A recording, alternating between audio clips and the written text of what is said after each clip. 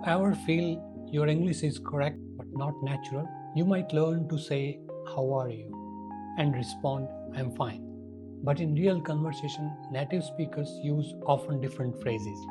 So in this video, I'll share 10 common English phrases you probably won't find in your textbook.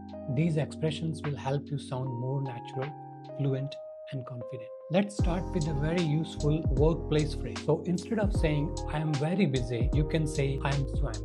This phrase means you are overwhelmed with too much work. So when you know you are busy, you can say, "Sorry, I can't right now. I am swamped." Next, let's look at a more natural everyday greeting. So instead of the textbook style, "How are you?"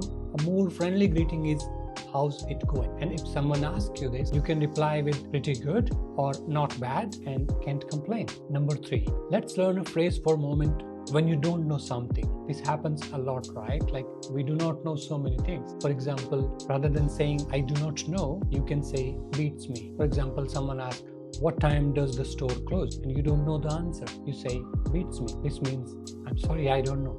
Here is a simple way to show understanding. A natural option to "I understand" is "got it." When you understand something, you can say "got it, thanks." Now let's talk about a natural way to say you are tired. Most of the time we say "I am very tired," but the natural way to say is "I am beat."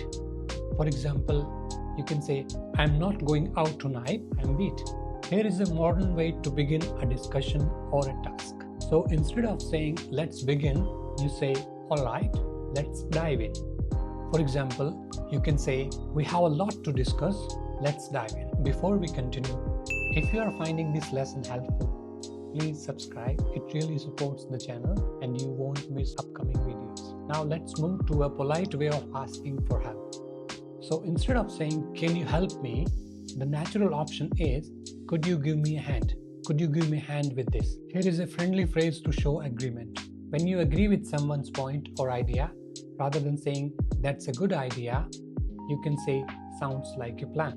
So if someone's offer you or says that "let's grab a dinner after work," and you really like the plan, say "sounds like a plan." And when you strongly agree with someone, there is another good phrase. A natural way to agree is you can say that again. For example, if someone says "that exam was difficult," you know it was difficult, so you can say that again.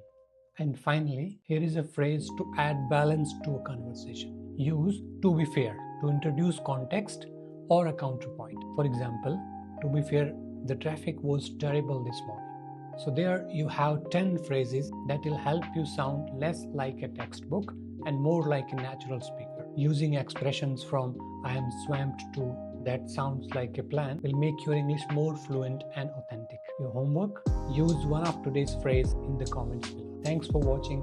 I'll see you in the next video.